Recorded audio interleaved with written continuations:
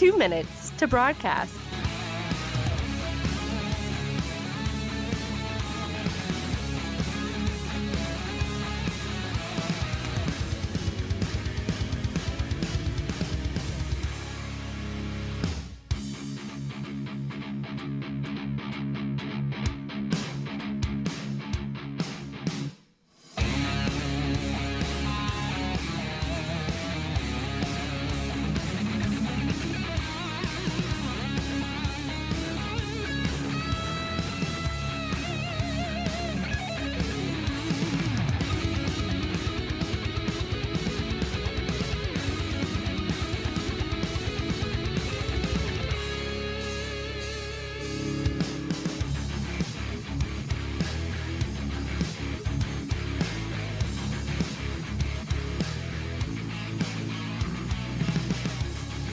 One minute till broadcast.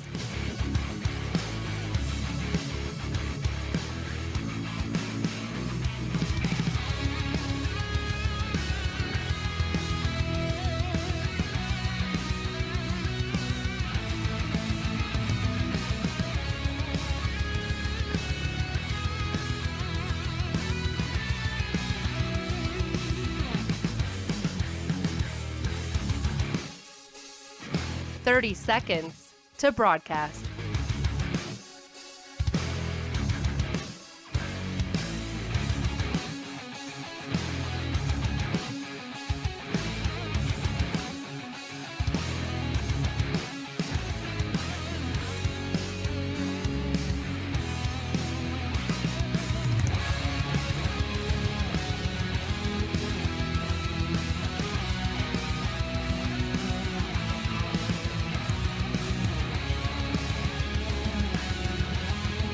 5, 4, 3, 2, 1.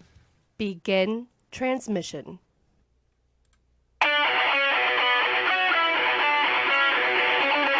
Live from the Hoosier Media Studios.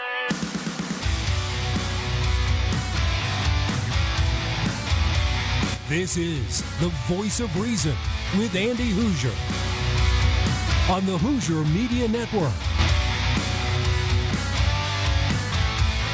Yes, indeed, it is the Voice of Reason. Hey, welcome into the program here on the Hoosier Media Network. It is great to have you along for the ride today. There's so much to cover today. I don't know where to even start, as we have, we have politics going on. We have the elections coming up. We have some new info on the candidates. Plus, we're going to play a little game today. Because, by the way, I don't know if you saw or not, too, but President Trump had his motorcade and ran around Daytona 500 before some of the races over the weekend, so that was exciting. We're going to play a game today because there was an article that I saw online, and I have yet to read it. Now, this is very dangerous, especially for someone like a talk show host, because usually you read the story, you do the show prep, you do the background on it, you talk about it so you understand it fully. I have not done that. I read the headline, and I stashed it into the to be continued folder. And then as I began to think about it, I realized that I really need to play a game with this, because I already know, I think, where the story is going. And if it's true, then we have some fun with it, because these guys have absolutely lost their minds when it comes to some of the media reporting and the direction they're going, if it's the direction I think we're going to go. So we'll play a little game on that one as well. But we have a lot to get to today. Welcome in, broadcasting live all across the interweb, Facebook Live, YouTube Live, Twitter, Twitch, LinkedIn, all that good jazz, plus the Podbean site is up and running. We are like 2 subscribers away from hitting our goal. So go on there. If you find it, go into podbean.com. You can find the Voice of Reason, or you can go to our website at HoosierReason.com and find the link there as well. Listen to all the podcasts and subscribe to the show. Sometimes you need just a little motivation, right? We are right now in an economic absolute boom. We have more people in the workforce than ever before. We have more manufacturing plants being created than ever before under a lot of President Trump's policies and under Republican policies. And sometimes you need that little oomph. Sometimes you get stuck in a rut. Am I really doing what I want to do? Am I really accomplishing what I set out to do? Remember as a kid, and you had those dreams and passions, you had those goals, you had the things that you wanted to do? Well, sometimes you need to feel that way again. And as the nation that we have with entrepreneurship, where you can start a business. Look at what we did here. The Hoosier Media Network. We left the great KQAM radio in Wichita, Kansas. And now we're doing it on our own. And we have big plans. Let me tell you, we have some really cool stuff in the works. That's what we did. All of this right here. That's what we did. You can do that. You can start the business you want to. You can say, you know what? I don't need a labor union to fight my fights for me. I can fight it. I can negotiate the prices that I choose to do so. I can get paid the wages that I deem necessary, that I deem that are appropriate for me. I can have that fall within the supply and demand that is this job when it comes to the market and comes to the value of that under a great capitalist system. And if I feel that I'm being untreated or treated unfairly in some way, shape, or form, I can go to another company. I can start a business. I can do that. That's how this nation grew and was founded. And sometimes we lose sight of that. Sometimes people just don't even get taught that. Sometimes when they ask you as a kid, what do you want to be when you grow up? And your success is like, hey, I want to just do what my parents did. That's cool, and if that makes you happy, all the power to you. But a lot of people say, I want to become president. I want to become an astronaut. I want to become a doctor. I want to become a whatever, a veterinarian. Doesn't matter. You can do that. And I'm excited to have on the program to give us that motivation, to tell us how to do that in a crazy world that is today, where it seems like sometimes it's extremely complicated. He is the author of The 15%, Overcoming Hardships and Achieving Lasting Success. I'm excited to have on the program with us today Terry Giles with us here. Terry, how are you, my friend? I'm doing great. Good to be on your show, Andy. Hey, it's an absolute honor to have you on the program. Let's start off by asking, first off, what is the 15%? Well, I tell you, when I was representing 150 of the 800 victims of the Catholic predator priest cases in California, we had to do a psychiatric workup on all our clients. And it surprised me in dealing with the psychiatrist and the psychologist that 85% of the time that people go through a major hardship, and certainly being molested is one of those things, their life is basically ruined. They come out of it very, very negative. And yet 15% come out, they're better, they're stronger than they may have been if they did not go through the experience. So that really made me start to think, what are the characteristics, what are the elements that make up that 15%? And is it built into their DNA? Is it just luck? Or is it life skills that can be learned? Sure. So it doesn't have to be the 15%. It could be the 25% or the 50%. Sure. And how much better the world would be if that were the case. Boy, wouldn't that be nice, where we could see a lot of people overcome. I mean, it's sad that people have to overcome hardships like that, but at the same time, I've always seen them, and I've always been taught this way as well, that you're kind of like that caterpillar going into the cocoon, and if you when you try to come out as the butterfly, if someone ends up opening that cocoon for you instead of you squeezing your way through, then you're going to not succeed as well as you potentially could have if you went through that hardship. Is that kind of what we're looking at here? Yeah, I think everybody, when they go through hardship, everybody, it's human to sort of say, why me? Mm-hmm. But what happens to the 85% is they get stuck there. And they get stuck feeling like a victim. Then they speak as if they're a victim. They act as if they're a victim. And they get locked into victimhood. Sure. And it's very difficult to escape that. What happens with the 15%, they still say, why me? And they take a look at it. They embrace the pain. They know they don't want to repeat that, but they look at the lessons to be learned. And they look at what might be possible if they work their way through it. Mm-hmm. And as a result, they use certain characteristic and skills to work their way through it. And again, the real issue is, can they be learned, or are they just inherent? Sure. Well, and that's the big question. And as you've kind of studied some of this and looked deeper into it, what have you found? Is it something where it's just DNA built in? I think that most human nature is, and we talked about this on the show before, that, I mean, this is kind of how the nation was founded. Bigger, better, faster, stronger. We became the best, largest nation, most powerful nation on the face of the earth in a very short amount of time. And I think it was just because of the drive that we have as an American. Is that what we see in our personal lives as well? Yeah, I do believe that in some people it's built into the DNA, and I do believe that some of these elements that get created come out of luck. But the truth of the matter is, you can articulate what they are, and if you can articulate what they are, then they are skills that can be learned. One can develop a low fear factor. One can understand how to employ underdog strategies. One can begin to understand the power of words and how they define themselves going forward. So all these things are capable of being learned, although some people have it built in, and some people are lucky enough to fall into some of these elements. Mm-hmm. How much is it environmental? If you have someone that's saying, well, this is the best it's going to get, just go with the flow and just get along with it and accept it, or someone that's by your side saying, hey, you can do a heck of a lot better, and you need to be around people that are doing better and be around that environment to pursue and to fit in and to excel and push yourself to that limit. How much of that environmentalism actually does affect you going through this? There's no question. Over and over again, you hear about somebody who was born with major disabilities or was born in terrible circumstances, but they had a parent who made them believe that they could be anything they wanted to be. And those people have risen above the life that they might otherwise have had to have great, great success. I think one of the worst things that can happen in any culture is if your leaders teach victimhood. Mm-hmm. If the leaders are teaching people that they're victims, talking about them as victims, trapping them in victimhood, that's one of the worst things you can do to a culture, to a nation. Wait a second. So if I go out there and I say, I'm going to vote for a candidate, or I'm going to, not any political party per se, but I'm going to say that I am a victim because I've been oppressed and I've been downtrodden and people look at me strangely, or people make fun of me because of the way I dress or the way I act or my affiliation or whatever it may be, I am a victim. You've already set that standard for yourself that you're not going to push yourself to be any better, because anything that you do mentally is never going to be good enough. You know, and the worst thing that can happen is if you feel like a victim and then you begin to feel sorry for yourself And worse than that is if you kind of get off on other people feeling sorry for you, then there's almost no escape. It's a shame. It is. It is a shame. It's really sad.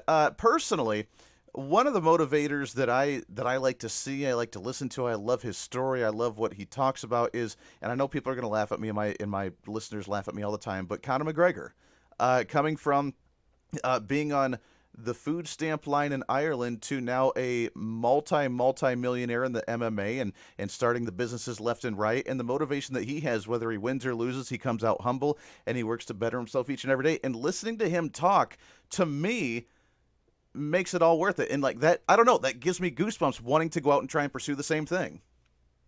Yeah, absolutely. He's one tough guy in every way, mentally, That he is. physically, in every way. hmm do people need that sometimes? Just maybe that motivational speaker, that motivational encouragement, maybe something on social media, maybe it doesn't even have to be a friend or family member, but just that person that they look up to, a celebrity, a rock star, whatever it could be, that says, you know what, they were able to make it. And Ben Carson, I know that he wrote the foreword for your book here. Ben Carson is an absolute motivator to me as well. The fact that he came from his roots and look at where he's at now and what he did in the medical field. I mean, he's an absolute inspiration. People need to look up to those kinds of stories. There's no question about it. And what we need to be reminded of is that within us is the capability of being anything we want to be. We have the ability inside us to be anything that we want to be. We just have to be able to bring it out. Sure. Let's talk on the business side. By the way, we're talking with Terry Giles, the 15%, overcoming hardships and achieving lasting success. Let's talk about entrepreneurship. As we mentioned, again, I believe that we live on one of the greatest nations in the face of the earth and that we have opportunities unlike anybody else. And if someone wants to start a business, it's more difficult now than it used to be because of the red tape, the applications, the permits, the yada, yada, yada. But at the same time, anybody can still say, I want to start a lawn mowing company. I want to start a lemonade stand. I want to start a radio station in my basement because why the heck not? And you're able to do that today. But what kind of obstacles are there and how can we overcome some of that stuff? Well, there's no question that having a lower fear factor can help. If you're afraid of failure, it's going to be pretty hard to be an entrepreneur. You've got to be willing to live outside your comfort zone. In fact, life begins just outside your comfort zone. And that's what you've got to do. And you've just got to be able to make that happen. Sure. It's definitely important to step up and take the risk. I mean, I don't know, maybe we've been trained, maybe we're just comfortable, but I'm noticing I think a lot of people are just afraid to maybe take the risk and just take that first leap. Well, there's been a lot of psychiatric studies done, including a couple of psychiatrists out of Israel that have done a lot of work, and they have determined that mentally a human being finds the possibility of loss to be a greater motivator than the possibility of gain. In other words, they're more afraid of a loss than they are attracted to gain. And as a result, that really is what builds in this sort of fear factor. There's a reason we have a fear factor. I mean, it's to keep us from, looking both ways. It's to keep us looking both ways when we walk into the street. But when it comes to business, you've got to be, if you have a good idea, and if you have the ability, the work ethic to carry it out, really, the only thing that's stopping you is getting out there and doing it. Sure. The fear factor that we have, though, is it sometimes a positive thing? I mean, if that fear is there and you're afraid of losing, does that continue to help push you to go further and go further rather than just getting comfortable, getting relaxed and letting it kind of dwindle and fade away? I mean, is that fear a kind of a positive at the same time? Yeah, I there's a line I like, and that is, it's good to be on the cutting edge, but not the bleeding edge. So you need to be smart and not be, crazy from the standpoint of the risk you take. Mm-hmm. That is very true. The 15% is the book, and as you mentioned, the 15% that rise out of that. Outside of the environmental, outside of the motivation, outside of maybe the DNA, what else have you seen that could be attributed to those 15% and hopefully more in society than that 15% that do end up getting back on the horse, end up getting back on that bike after they fall down over and over and over and they're discouraged?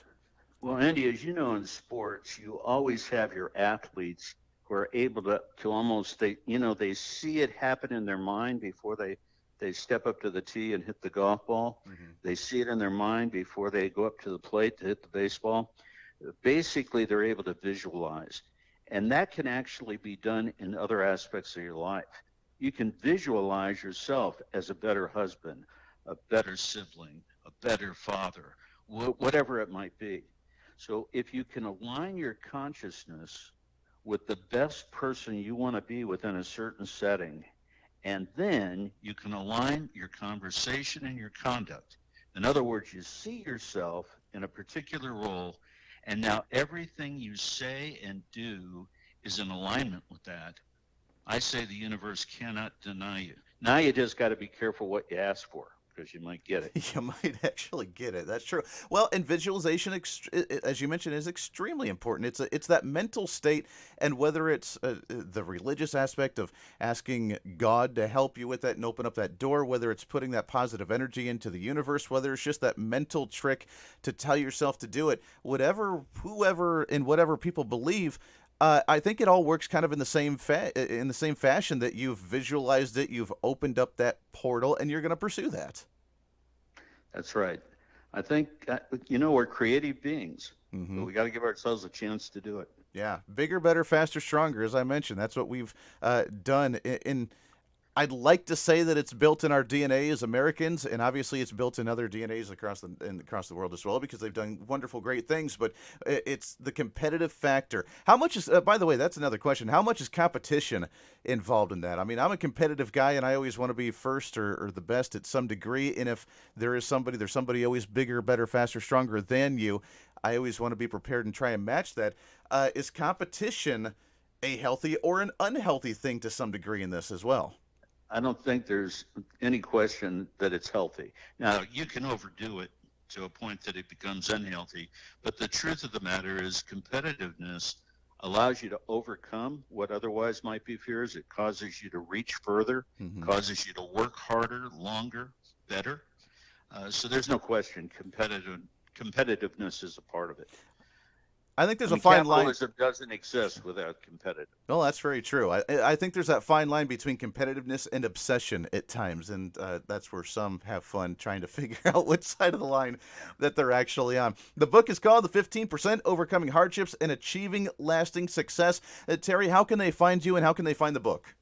Well, they can pre-order it on Amazon, Barnes & Noble, any of those sites, and it'll actually be released on March 10th. March 10th. It's coming up very soon, and everybody get ready for that one. It's going to be an absolute great book, and I can't wait to read it, because sometimes we all need that motivation to understand how to achieve in that sense. Terry, it's great to get you on the show, my friend. Good luck with the book, and we got to get you back on the show again real soon. Thanks, Andy. I'd love that. You take good care. Hey, absolutely. You as well. We appreciate that very much.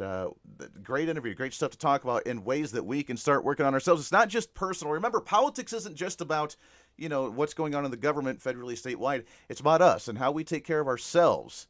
Conservatism, hint, hint, wink, wink. We can take care of ourselves. And when we take care of ourselves, we can help others take care of them as well. We can help each other when they're in need, which helps the community, which helps the nation. We don't need the government to do that. We can do it ourselves. All right, we'll take a break here. We have so much to get to today. We'll try and cram as much of it in as we possibly can. We are broadcasting live, Facebook Live, YouTube Live. A lot of people jumping on there. The Podbean live stream is up and running as well. Plus, I don't know what's been going on, but we just jumped up like 200 new followers on Twitter in the last day or two, which is awesome, and we appreciate that as well. So if you're watching on Twitter, then welcome aboard and welcome to the Voice of Reason, as this is kind of what you're going to get all the time. Some crazy politicking and some good motivational talks. All right, we'll get your thoughts when we come back. Stay here on the Voice of Reason. It's been a long, fun, nerve-wracking, and exciting journey to relaunch the program as an independent entity.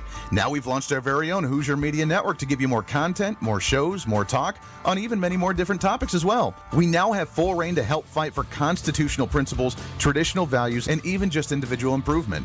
But we need your help to reach more people. If you own a business or you want to help the show in any way, we're excited to work with our partners to take your message and ours to the next level. Together, we can educate, entertain, and bring wisdom and information to those who want it and to those who possibly need it. Let's fight for what's right together. Email us today at HoosierMediaNetwork@gmail.com. Again, if you're a business owner looking to get your brand out or someone that just wants to help support the cause, we want to support you and support that cause as well. Email us at HoosierMediaNetwork@gmail.com. Again, HoosierMediaNetwork@gmail.com. Also, for more information, content on the show, or to reach us as well, go to HoosierReason.com. Again, HoosierReason.com.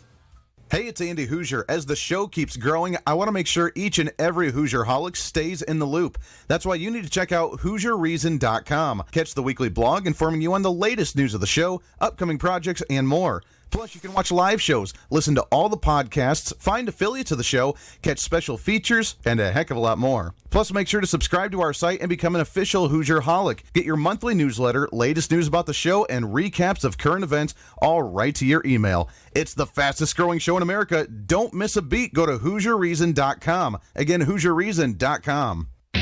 Hey, miss the show? Don't worry about it. You have plenty of ways to watch, learn, and be entertained while enjoying The Voice of Reason anytime that you want. And here's how to do it.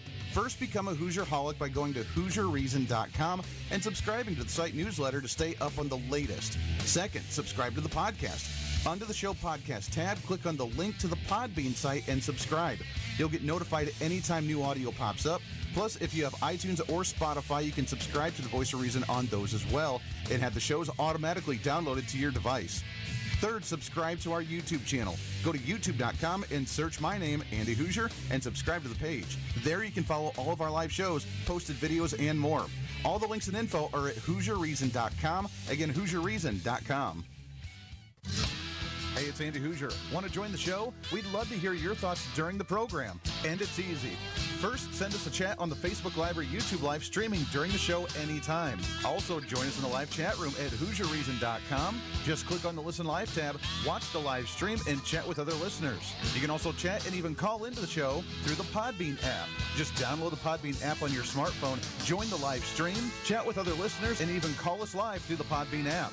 You can argue with me, debate with me, or just let me know your thoughts of the show. No matter how you do it, be part of the show.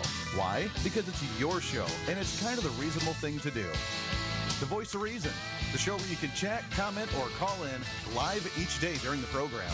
All the information's at HoosierReason.com. Bring some reason into your day. The Voice of Reason with Andy Hoosier.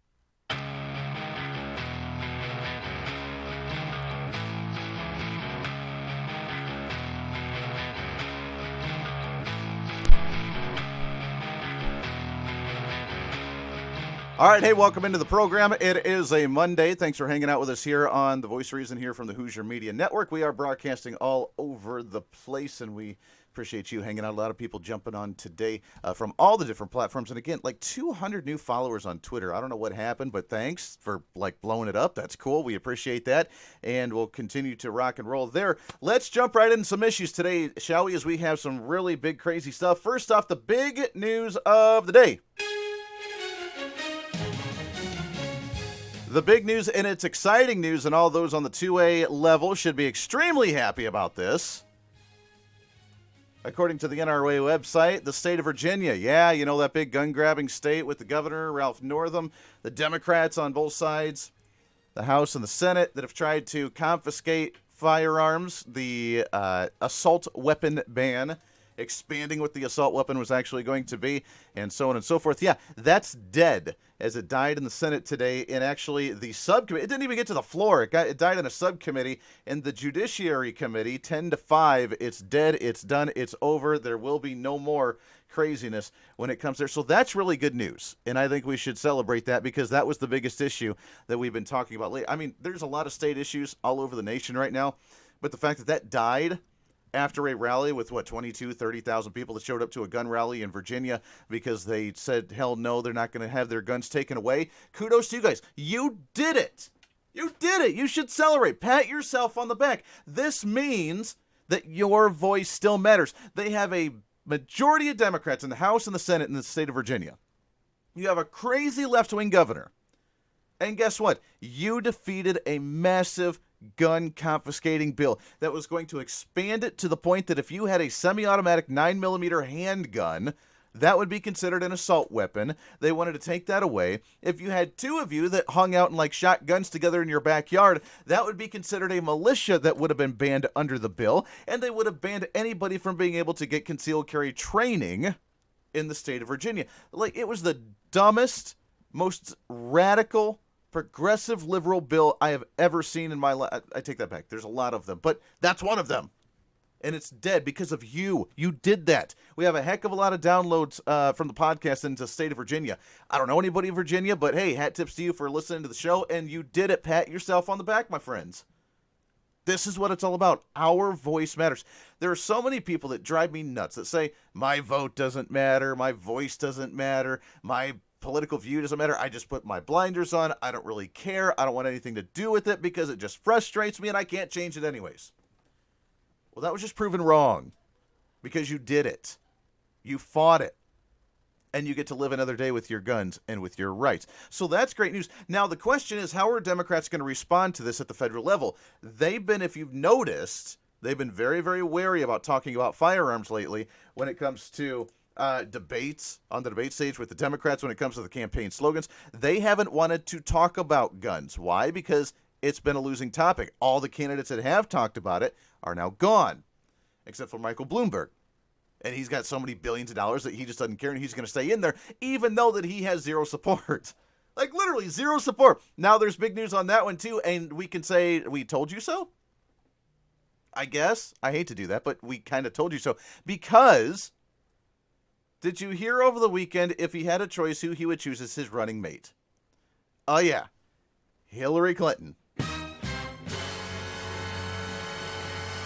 Now, we knew she was going to get back in at some point. There's the headline saying that she wants in because she still feels the election was stolen from her in 2016. She wants to. It's too late for her to get on the ballot herself.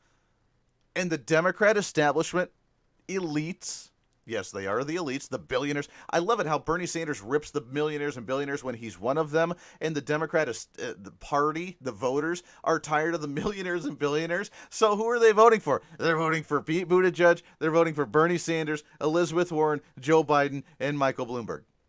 Like the most people with the most amount of money. It's insane to me how hypocritical and ignorant that they may be.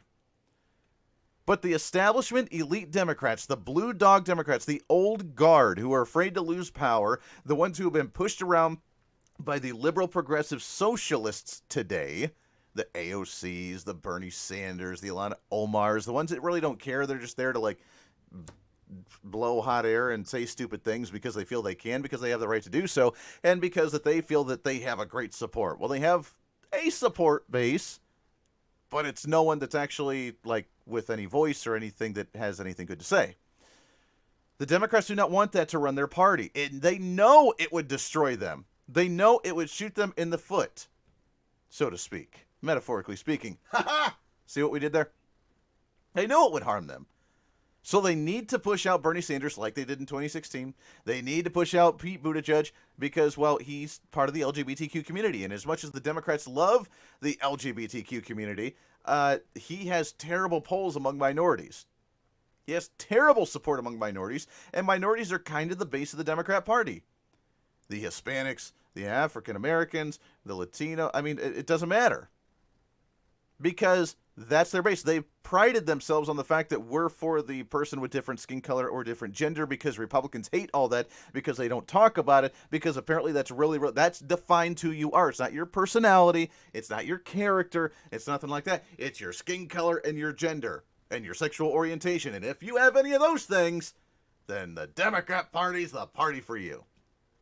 Problem is, many of them don't get along, and that's why Pete Buttigieg is doing terrible. So they know he can't win in a general election. Bernie Sanders is too crazy radical to win in a general election. Joe Biden has terrible polling, and they'd love him to be the candidate, but he can't get the support. So what are they going to do? Oh, yeah, Michael Bloomberg. Also, if Michael Bloomberg loses, then they're afraid that he's going to run as an independent because he can self-sustain an independent run with his multi-billions of dollars. He's part of the 1%. He's part of the 0.5%, for crying out loud. He funds half of the anti-gun agendas across the nation. He's the insider. So to sweeten the pot, they say, hey, if you start running some ads, You start gaining some support, we'll sweeten the pot for you. We'll throw in Hillary Clinton as a running mate with you. She's got the old dog Democrat base to run with him to boost his support. And you know what they're hoping for? They're hoping for him to all of a sudden do a massive comeback. I mean, not a massive comeback. We've only done 2 states so far with a caucus and a primary, but he has 0 support so far. He's now leading in a poll in Florida. We'll throw you a bone. We'll give you Hillary Clinton as a running mate. She wants back in already. She can beat Donald Trump this time, right? That's what they say. That's what they say. She'll beat Donald Trump this time. All you have to do is fund it and make it happen. She'll unite the Democrat base. This is not me talking. This is the Democrats talking here. She'll unite the Democrat base. She'll rally everybody together. She'll realize that she is a victim. We just got off with a guest that said that playing the victimhood is very bad because you start to believe that stupid mentality of a victim in some way, shape, or form. Whatever kind of victimhood that you believe that you may have. She's a victim. Victims rally with victims. She's a victim of Donald Trump because she lost the election. And therefore, she can rally the base, unite it. We can beat Donald Trump with his billions of dollars and her support with the old dog Democrats. It's not going to work, but that's their goal. That's what they'd like to see. Now, if you do that, the entire third of the Democrat base that is the socialist Bernie Sanders voters that are upset that she stole the election from Bernie the first time, do you think that they're going to rally around her again to show up and vote for her a second time when she boots out Bernie Sanders because she jumped on a ticket with Michael Bloomberg? Do you think that's going to happen? Now, we knew she was going to jump in some way, shape, or form. This is how they've done it. We called it. We knew it was going to happen. We just didn't know it was going to be with Michael Bloomberg, but it makes sense. He's part of the 1%. He's part of the elite. He's part of the old school Democrats. He's part of the establishment. It fits perfectly. And that's his way to stay in the party and not run as an independent, and his way to actually gain support and to beat Bernie Sanders and to beat Pete Buttigieg. You know, all the super delegates, those elected officials under the Democrat Party, are going to vote for that Michael Bloomberg, Hillary Clinton ticket if they get the opportunity to do so. You know that's going to happen because they're going to steal it from Bernie Sanders. And us as Republicans, as conservatives, as the ones riding the Trump train, we just get to sit back and enjoy. Because they're eating themselves alive while we're winning on issues. Speaking of issues, we just saw Virginia shoot down one of the worst gun bills in U.S. history. So how are the Democrats going to try? How is Michael Bloomberg going to respond to that? I mean, he's the Yahoo that came out and said that any idiot can be a farmer. All you got to do is put the seed in the ground, cover it with the soil, put the water on it, let it grow, and then you harvest it at the end of the day. He literally said that. It's been a while, but he said that. And it's resurfacing now that any idiot, that's not his real word, but anybody could be a farmer. It doesn't take a whole lot of gray matter, a lot of brain function to actually be a farmer. Now, this is coming from a multi-billionaire in New York City that's probably never set foot on a farm in his entire life unless he was purchasing it to like sell to a multi-billion-dollar corporation or something. I'm just saying, he's never spent a day in his life farming, but he thinks that he knows how to farm and he could teach people a thing or two, and anybody could be a farmer. Why are we worrying about their wages or their trade deals or their profits? Any idiot could be a farmer. Any idiot can get a gun, right? Anybody can just walk in, can buy an assault rifle, can buy can buy a crazy machine gun. Can buy a fully automatic weapon, just walk out and just mow people down in the street. Anybody can do that. This is the world that the Democrats live in. This is the world that Michael Bloomberg lives in. It's a scary world because if I was in that brain, I would lose my mind. Because that's literally how he operates. And it makes you wonder how he got his billions of dollars, right? It really does make you wonder. Let's take a break here. When we come back, I want to play a game. Speaking of policy, speaking of issues, we're going to talk about every day this week. And from now on, we're going to talk about at least one state issue every single show. And we've talked about Virginia. I want to get into one more today before we go, because we have a lot of new states that are downloading the podcast, a lot of new people in different states, and I want to talk about issues that are pertinent to you state by state. So we're going to go around and we're going to do that each day, a different state, different policy, different piece of legislation that's going on, because I think it's really important. But Virginia, well done to you guys. You did it. Victory, baby. I already told you it was victory a long time ago when you actually held a rally and when they stopped talking about it on the debate stage. They don't know how to handle it. After shooting after shooting after shooting, and they say, oh, it's the gun. And then when you try and pass gun legislation and tens of thousands of people show up to a rally and say, that ain't going to fly. And by the way, nobody got injured. And by the way, numerous people of different minority descent, since that apparently matters, were there. And oh, by the way, nobody got injured. And oh, by the way, they were carrying very large firearms as well. And nobody got injured. Then they stopped talking about it because that destroyed the Democrat platform. They cannot campaign on that or they will lose, because even Democrats have guns. And if you are a Democrat and you're thinking of voting Democrat, please, for the love of God, remember what they've tried to do. Take away your freedoms, take away your guns. If that's an important issue to you, if you like to hunt, if you like to protect yourself, if you've been a victim, hashtag me too, or if you've been a victim of a burglary, or if you work at a place that's been robbed, or whatever the case is, and you've went out and said, I should probably go and defend myself, just remember, the ones that are leading that party are the ones that say that you should probably just urinate on yourself so they don't rape you. They say, just take it, go along with it, call the cops, so that way we can go do the autopsy. That's your party right now. And it's not okay. We're here to say, not me, instead of hashtag me too. That's what conservatives are saying. And that's what they said in Virginia. So well done on that one. It didn't even get out of the subcommittee, and that's something to be said in a crazy progressive current state right now like Virginia. When we come back, we'll touch on another state issue, plus we're going to play a game. I have yet to read this article, and we're going to cover it live on the air. So we'll do that when we come back here on the Hoosier Media Network. It's been a long, fun, nerve-wracking, and exciting journey to relaunch the program as an independent entity. Now we've launched our very own Hoosier Media Network to give you more content, more shows, more talk, on even many more different topics as well. We now have full reign to help fight for constitutional principles, traditional values, and even just individual improvement. But we need your help to reach more people. If you own a business or you want to help the show in any way, we're excited to work with our partners to take your message and ours to the next level. Together, we can educate, entertain, and bring wisdom and information to those who want it and to those who possibly need it. Let's fight for what's right together. Email us today at HoosierMediaNetwork@gmail.com. Again, if you're a business owner looking to get your brand out, or someone that just wants to help support the cause, we want to support you and support that cause as well. Email us at HoosierMediaNetwork@gmail.com. Again, HoosierMediaNetwork@gmail.com. Also, for more information, content on the show, or to reach us as well, go to HoosierReason.com. Again, HoosierReason.com. Hey, it's Andy Hoosier. As the show keeps growing, I want to make sure each and every Hoosier-holic stays in the loop. That's why you need to check out HoosierReason.com. Catch the weekly blog informing you on the latest news of the show, upcoming projects, and more. Plus, you can watch live shows, listen to all the podcasts, find affiliates of the show, catch special features, and a heck of a lot more. Plus, make sure to subscribe to our site and become an official Hoosier-holic. Get your monthly newsletter, latest news about the show, and recaps of current events all right to your email. It's the fastest growing show in America. Don't miss a beat. Go to HoosierReason.com. Again, HoosierReason.com. Hey, it's Andy Hoosier. Want to join the show? We'd love to hear your thoughts during the program. And it's easy. First, send us a chat on the Facebook Live or YouTube Live streaming during the show anytime. Also, join us in the live chat room at HoosierReason.com. Just click on the Listen Live tab, watch the live stream, and chat with other listeners. You can also chat and even call into the show through the Podbean app. Just download the Podbean app on your smartphone, join the live stream, chat with other listeners, and even call us live through the Podbean app.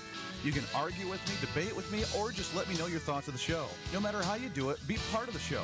Why? Because it's your show, and it's kind of the reasonable thing to do. The Voice of Reason, the show where you can chat, comment, or call in live each day during the program. All the information's at HoosierReason.com.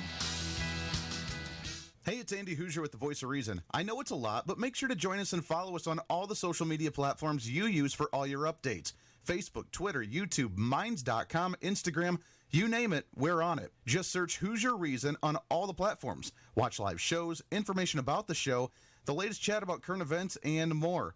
Just search Hoosier Reason on any of your favorite social media sites and keep some reason in your day. It's kind of the reasonable thing to do. It's the voice of reason all over social media. Hey, miss a show? Don't worry about it. You have plenty of ways to watch, learn, and be entertained while enjoying the voice of reason anytime that you want. And here's how to do it. First, become a Hoosier-holic by going to HoosierReason.com and subscribing to the site newsletter to stay up on the latest. Second, subscribe to the podcast. Under the show podcast tab, click on the link to the Podbean site and subscribe. You'll get notified anytime new audio pops up. Plus, if you have iTunes or Spotify, you can subscribe to the Voice of Reason on those as well and have the shows automatically downloaded to your device. Third, subscribe to our YouTube channel. Go to youtube.com and search my name, Andy Hoosier, and subscribe to the page. There you can follow all of our live shows, posted videos, and more. All the links and info are at HoosierReason.com. Again, HoosierReason.com. Broadcasting live from the Hoosier Media Studios. This is the Voice of Reason with Andy Hoosier.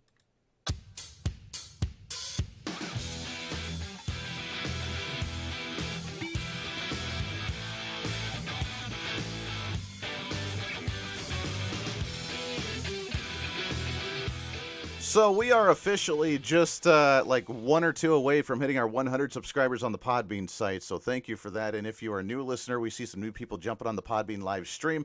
Please do me a favor, subscribe to the page. We are almost at 100, which is awesome because like 2 weeks ago, we were at like 40.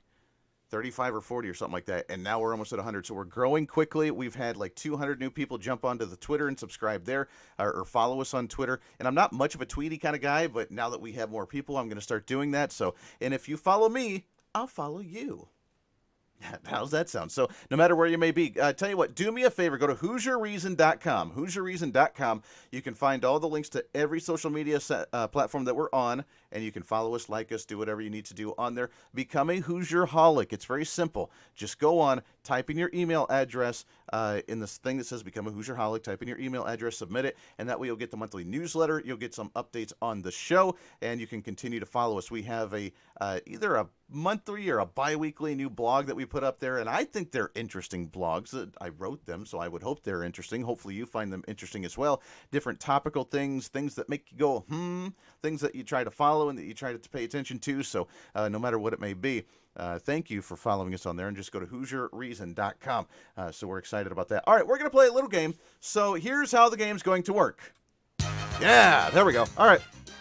So there is an article that I found today as I was scrolling through, doing some show prep, trying to find interesting news and tidbits.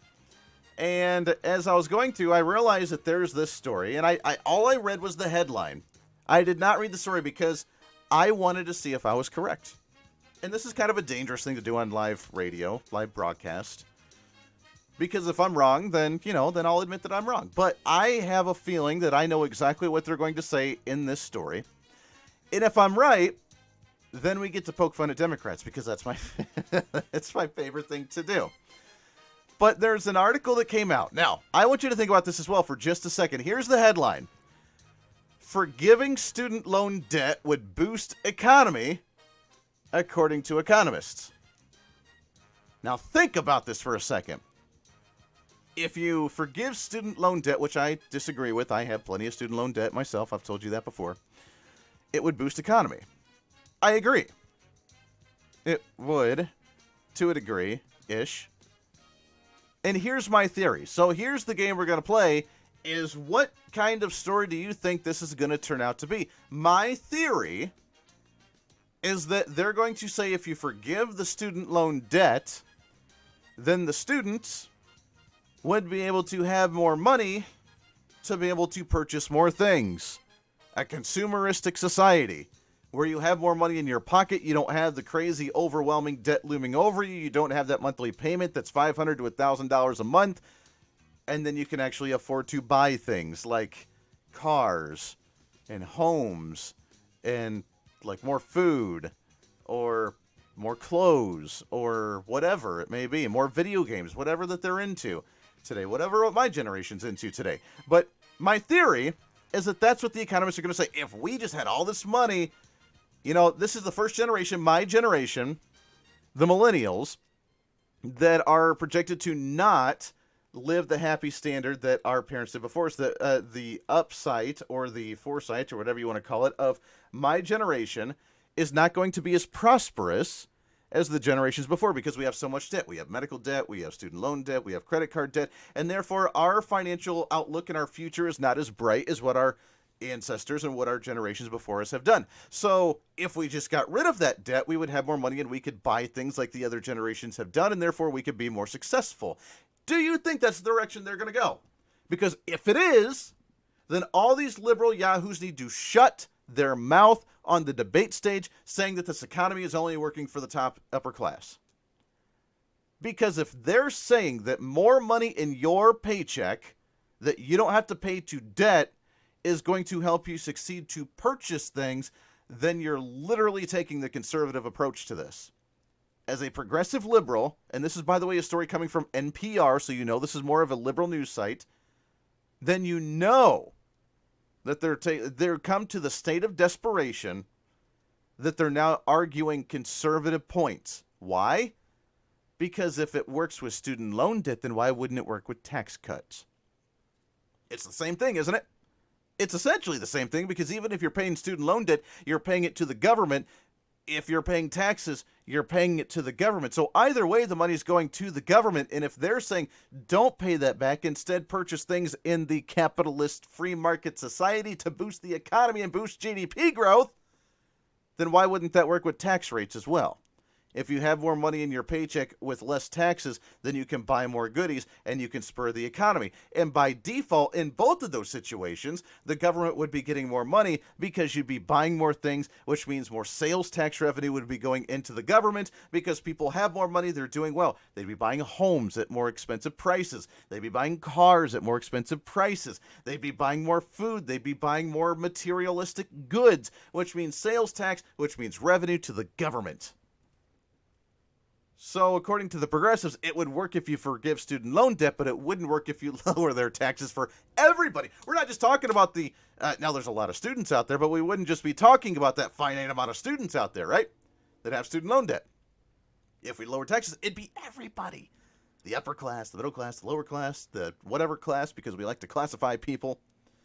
Everybody would have that money if we lowered taxes. So is that the argument they're going to make? Because if it is, then they need to shut up about tax rates being so low under Trump and how we just need to stop lowering taxes because that's just harming society, right?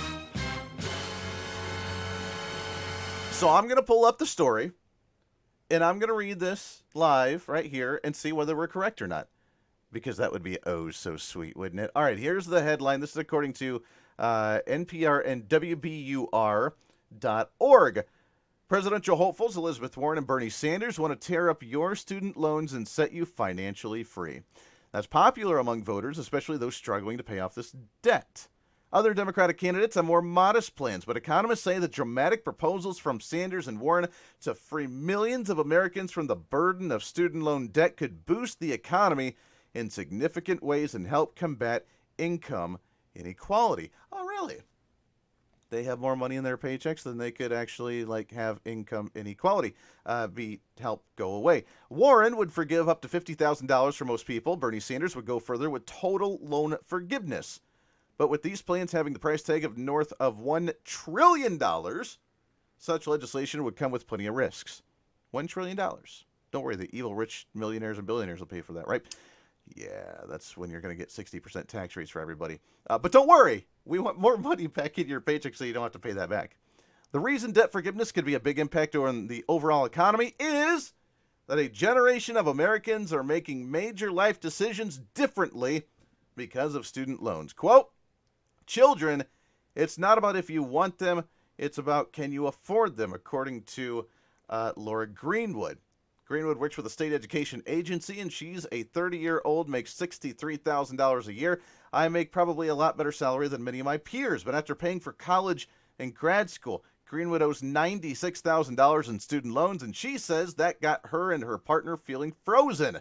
Yeah, it's always we're interested in having kids, but just the cost of living and our other bills, and then the student loans is just like the final straw. So people like Greenwood suddenly had this milestone of debt lifted from their necks. It stands to reason they'd They would unleash pent-up desires and spending that would be good for the economy.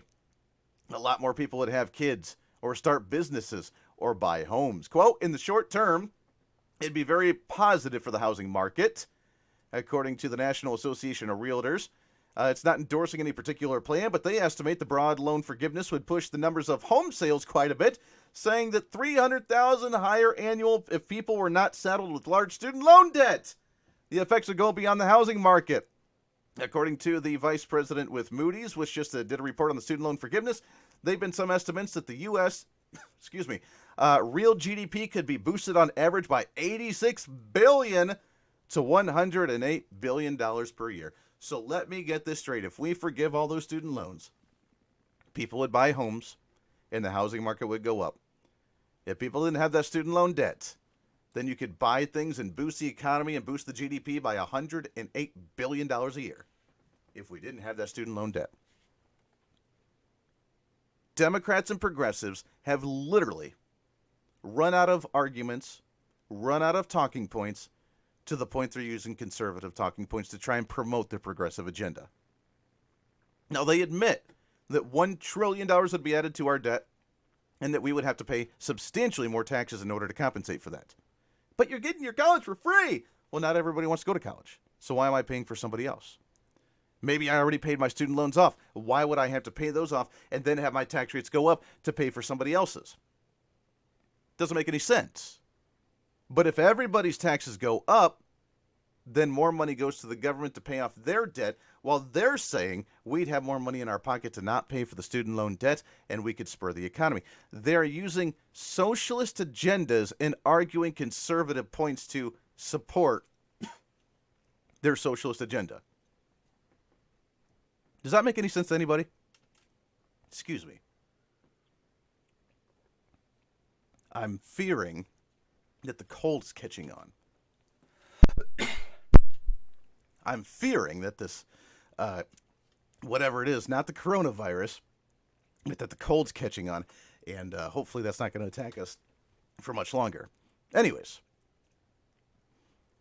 when they run out of ideas, when progressives run out of talking points, they have to go back to the standard that works.